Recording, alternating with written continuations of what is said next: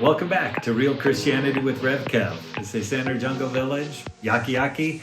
If you haven't yet, please subscribe to this channel. Thanks to those who have done that. I want to talk about connecting with Mormons. I had 3 young Mormon men come to my door the other day, had a nice chat with them.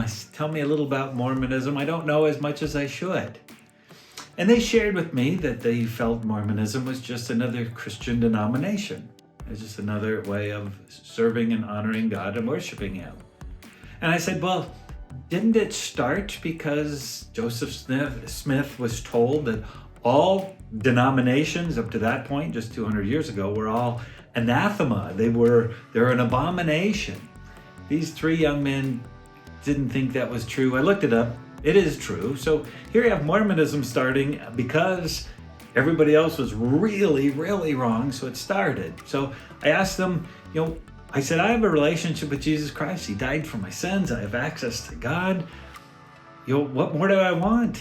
And they said, oh, that's great. Yes, we have that too, but you really need to read the Book of Mormon. I said, well, what I learned? And they said, well, you'll just go deeper. It'll help you to really connect. I said, well, I already have access to Him.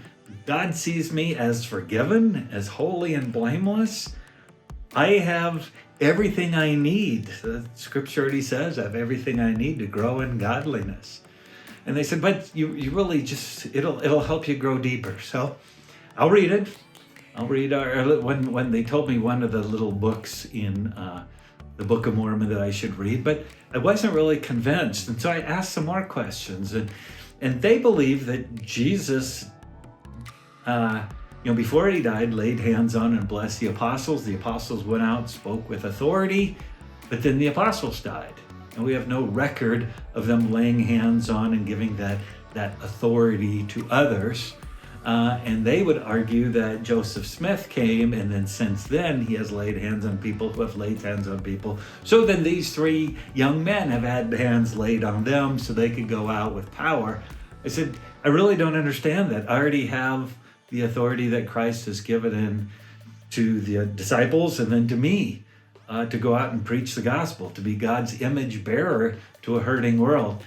They didn't have any answers. They said, well, do you want to be in a Bible study? And I says, no, I don't know what you would really add. And then I asked, well, wasn't Jesus a half-brother to Lucifer? What does that really look like?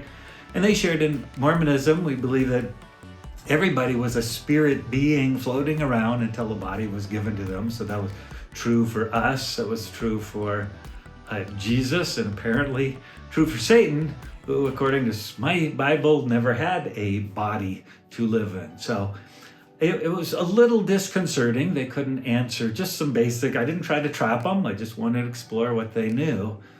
But real Christianity. What is real Christianity? It sure seems like Mormonism, just with the little information I've studied. I'm sure some of you have studied more, but with little information I got from that and a little bit of research, it steers you away from Jesus Christ.